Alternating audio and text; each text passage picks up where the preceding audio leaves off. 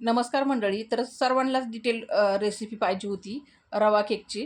तर तुम्हाला इथं मी पहिला रवा केक कट करून दाखवते. बघू शकता एकदम कापसारखा मऊ, लुसलुशीत, जाळीदार आणि टेस्टला तर एकच नंबर झाला होता मंडळी आणि झटपट होतो. काही याच्यात तामझाम नाही आहे. तर मग आहे ना, इथं बघा मी तुम्हाला कापून दाखवलेच आहे. किती मस्त असा कलर आलेला आहे आणि टेस्टला तर एकच नंबर झाला आहे. तर तुम्हाला सांगते बघा, याला काही जास्त सामग्री पण लागत नाही. आपल्या घरच्या घरी आपण हा बनवू शकतो. तर इथं बघा आपण सुरुवात करूया बनवायला. तर इथं कढईमध्ये मी बारीक रवा घेतलेला आहे 1 वाटी. आता 1 वाटी बारीक रवा आहे, तर मी एक छोटी वाटी सपाट जाड साखर घेतलेली आहे आणि 4-5 चमचे दही घेतलेलं आहे. हे कमी आंबट दही घ्यायचं आणि मस्त असं मिक्स करून घ्यायचं हे. म्हणजे साखर थोडीफार विरघळती त्याच्यामध्ये. मिक्स करून घेतलं ना, तर आता याच्यामध्ये आपल्याला टाकायचं आहे दूध. आता दूध आहे ना, मी 1 वाटी घेतलेलं आहे. पहिलं थोडंसं टाकलं आणि मिक्स करून आहे ना, म्हणजे जो रवा आहे तो पूर्णपणे भिजून घ्यायचा त्या दुधाने आणि झाकण देऊन हा आहे ना आपल्याला 10 मिनिटं चांगला असा रेस्ट करायला ठेवायचा आहे. म्हणजे जे रवा आहे ना तो एकदम फुलून वरती येतो आणि आपला केक पण एकदम सॉफ्ट होतो मग. तर मी झाकून इथं 10 ते 15 मिनिटं ठेवलं होतं मी हे आणि नंतर बघू शकता मस्त असा रवा आपला फुललेला आहे. झाकण उघडून बघितलं तर. आता याच्यामध्ये राहिलेलं दूध टाकून घेतले म्हणजे टोटल 1 वाटी दूध मला लागलेलं आहे. मस्त असा याला फेटून घ्यायचा. गाठी एकही ठेवायची नाही. एकदम स्मूथ बॅटर आहे ना तयार करून घ्यायचं. तर मिक्सरनी चांगलं फेटून घेतलेलं आहे मी आणि याच्यामध्ये एकही गाठ राहिली नाही. बघू शकता एकदम मस्त असं आपलं बॅटर तयार झालेलं आहे. आता याच्यामध्ये आपल्याला टाकायचं आहे केसरचं दूध.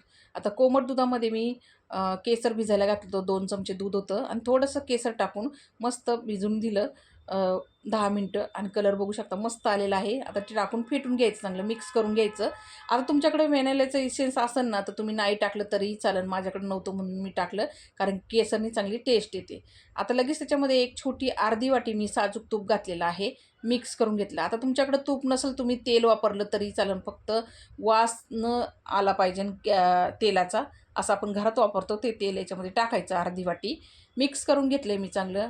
विलायचीची पूड टाकली 1 चमचाभर आणि ती पण व्यवस्थित असं मिक्स करून घेतले. आता याच्यामध्ये मी टाकीत आहे बेकिंग पावडर 1 चमचा आणि बेकिंग सोडा अर्धा चमचा आणि चुटकीभर थोडंसं मीठ टाकायचं.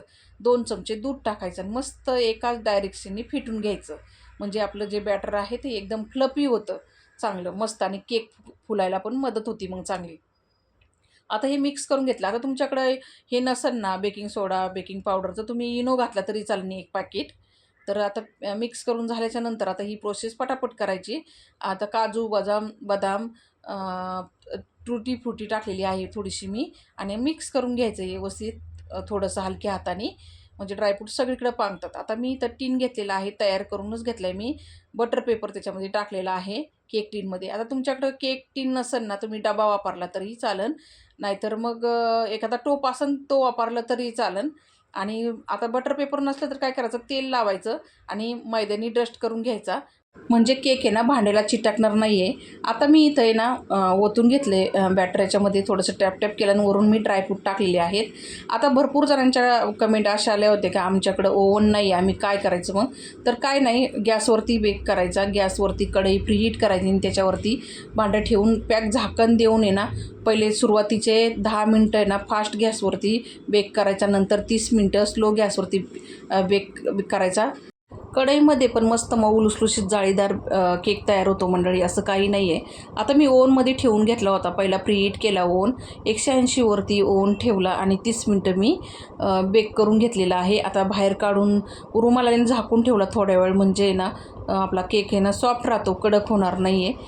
आता भांड्यातून बाजूला काढून घेतला आहे बाहेर मी आणि आता याला आहे ना तुम्ही बघू शकता किती मस्त असा कलर आलेला आहे आणि एवढा सॉफ्ट झाला होता ना मंडळी, खाताना असं वाटलाच नाही बिलकुलही हा रवा केक आहे म्हणून.